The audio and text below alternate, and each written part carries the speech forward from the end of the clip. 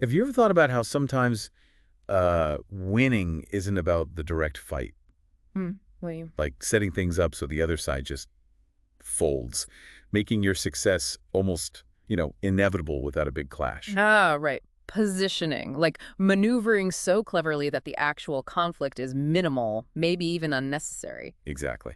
Sounds maybe a bit abstract, but that's kind of the vibe we're getting into today. It's definitely a core idea. Achieving goals through, let's say, smarts and indirect routes rather than just brute force. Welcome back, everyone, to the Deep Dive. Today, we are diving headfirst into Chapter 7 of Sun Tzu's Art of War.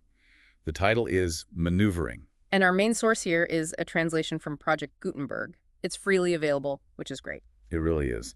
And this text, I mean, it's ancient, but its relevance just keeps echoing. You've got figures like Cao Tzu, a major military mind himself, commenting on its lasting power centuries ago. And for you listening, the real takeaway, we think, is how digging into this chapter, into maneuvering, can actually be a shortcut. A shortcut. How so? Well, a shortcut to thinking more strategically in your own life. It's about pulling out those core insights, those aha moments, without getting bogged down. We're aiming to filter out the timeless wisdom for you. Okay, love that. So our mission today, unpack Chapter 7, Maneuvering. We'll explore its key themes and, crucially, try to connect the dots to modern life. Believe me, there are some surprising parallels. Definitely. So let's jump right in. One of the absolute core principles in Chapter 7 is this strong warning against dragging things out, prolonged conflict. Sun Tzu is really not a fan. Not at all. He argues it's incredibly costly, and not just in terms of soldiers or weapons. Right. He touched on it back in Chapter 2, didn't he? The sheer logistic. Oh, yeah. He paints this vivid picture. The fast chariots, the heavy ones, the armor, the food, and the cost. 100,000 troops needing, what was it? 1,000 ounces of silver daily? Just imagine that drain day after day. Exactly. And that leads to one of his most quoted lines from that earlier chapter, something like, "Cleverness has never been seen associated with long delays." Basically, smart generals wrap things up quickly. That's such a key point. Long fights just bleed a state dry, crush morale, and honestly, they open the door for other problems or rivals to pop up. So it's all about being decisive, finding the quickest, most efficient path to victory, minimize the fight time, minimize the cost. Which brings us neatly to the next big ideas. Strategic movement and deception. Ah, the sneaky stuff. Well, yes, but it's more nuanced than just being sneaky. It's about indirect approaches, creating advantages before the fight really starts, maybe avoiding the main fight altogether sometimes. So less head-on collision, more flanking. Kind of, and a lot of it is psychological, making the enemy think you're weak to lure them in, for example. Or conversely, looking so strong they don't even dare attack. We saw hints of this earlier, Yeah, right? yeah. Chapter 5 talk about appearances keeping the enemy off balance. Precisely. It's about controlling the narrative in a way, shaping what the enemy sees and believes. Like that story about Sun Pin and the cooking fires. That's a brilliant example from the commentaries, actually. Oh yeah, tell that one. Okay, so Sun Pin is being pursued by Pang Chuan, right? And each night, Sun Pin deliberately has his army light fewer cooking fires than the night before. Making it look like his army is shrinking. Desertions, maybe? Exactly. Pang Chuan sees this, thinks Sun Pin's army is falling apart, gets overconfident, and rushes forward, right into an ambush Sun Pin had set up. Classic.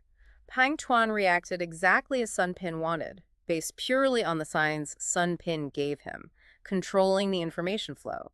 It's all about making the enemy dance to your tune, based on what you let them see or believe.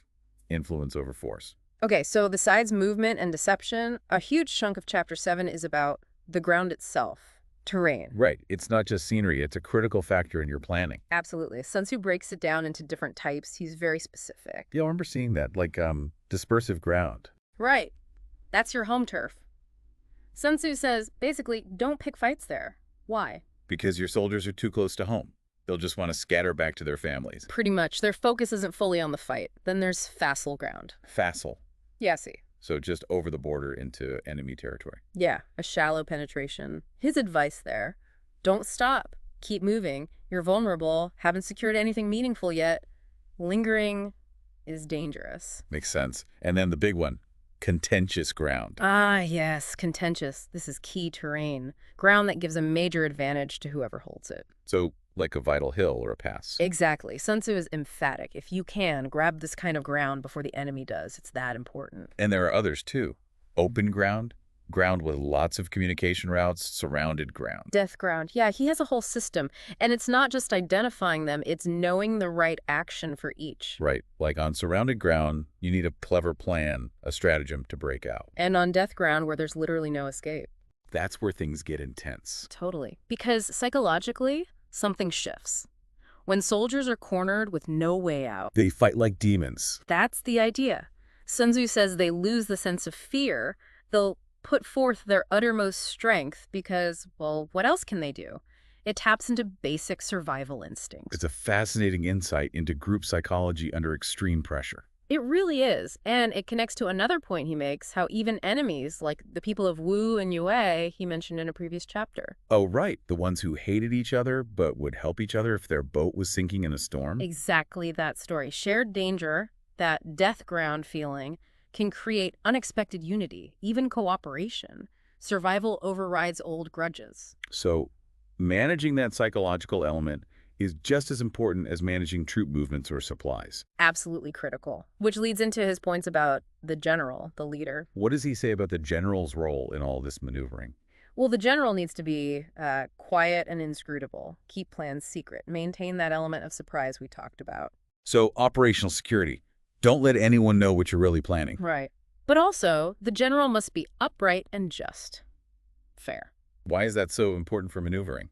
Because it ensures discipline and order. If the troops trust the general, believe in their fairness, they'll follow orders even when things are confusing or dangerous. Ah, so it builds loyalty and cohesion. Precisely. And Sun Tzu even talks about actively mystifying your own officers and men, keeping them in the dark about the bigger picture. Really? Why do that to your own side? Cao Kung's commentary here is quite blunt about it. He says something like, the troops must not share your schemes initially, they can just celebrate the victory later. Keep them on a need-to-know basis until the last possible moment. Maximize surprise, minimize leaks or dissent. Seems to be the idea. Control the information internally and externally. Okay, wow. So, Chapter 7 covers a lot. Avoid long fights, move smart, use deception, know your terrain inside out, manage the psychology, and lead effectively. That's a dense chapter. It really packs a punch, but the principles are incredibly insightful. So let's pivot now, as we always try to do. How does this ancient wisdom about maneuvering actually help us, today, for our listeners? Yeah, this is the crucial connection, isn't it? Think about avoiding prolonged conflict.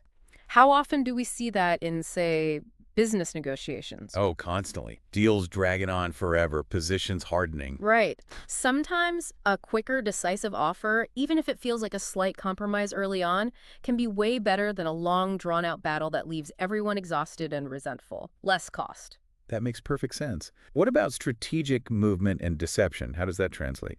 Well, think about marketing, or even navigating office politics, maybe. It's about positioning. Knowing when to be visible and bold and when to be more subtle, when to signal strength, when to perhaps downplay your hand to see how others react. So deception isn't necessarily lying, but more about controlling perceptions, managing how you're seen. Exactly. It's strategic communication. And the terrain, that's your environment. Like market conditions, the competitive landscape. Or even the social dynamics in a team project, or the political climate affecting your industry.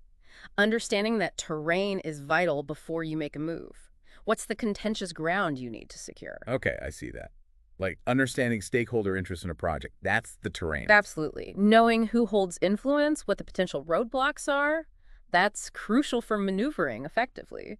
Sometimes a small, early move, maybe addressing a minor concern proactively, can prevent a huge battle later. It's like seizing that contentious ground early. And the psychological stuff. Team morale, managing expectations. Huge in modern leadership. Keeping a team motivated during tough times, that's managing their spirit.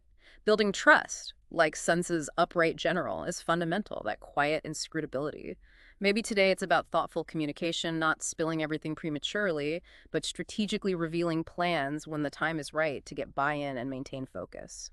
So it's not about literal battles. Yeah. But the underlying strategic principles still hold up remarkably well. I really think they do, across business, personal development, even relationships sometimes. It's about thinking ahead, understanding the dynamics, and acting deliberately rather than just reacting. Okay, so boiling it down for Chapter 7, maneuvering. Be decisive, avoid getting bogged down, Know your environment deeply, the people, the conditions, everything, and position yourself smartly to minimize friction and maximize your chances of success. That's a pretty good summary. It's about efficiency and effectiveness through smart positioning and movement. Which leaves us with a thought for everyone listening. Yeah, maybe take a moment to think about a challenge, or let's call it a conflict you're facing right now. Could you be making it harder, prolonging it, because you're not maneuvering effectively? Are you maybe stuck on unfavorable terrain? Or perhaps you haven't identified the truly contentious ground, the key factor that could shift the balance. It's worth considering. Are you positioned for advantage, or are you letting the situation dictate your moves? Yeah, good questions to mull over. And looking ahead, our next deep dive will take us into Chapter 8. Right. Often titled Variation in Tactics or something similar. So, building directly on today's discussion, it seems, if Chapter 7 is about the why and where of maneuvering. Chapter 8 gets more into the how, perhaps. Adapting those tactics to specific changing circumstances, it adds another layer of sophistication. Sounds fascinating. Definitely more strategic nuance to uncover. So be sure to join us next time as we continue exploring Sun Tzu's timeless insights right here on The Deep Dive.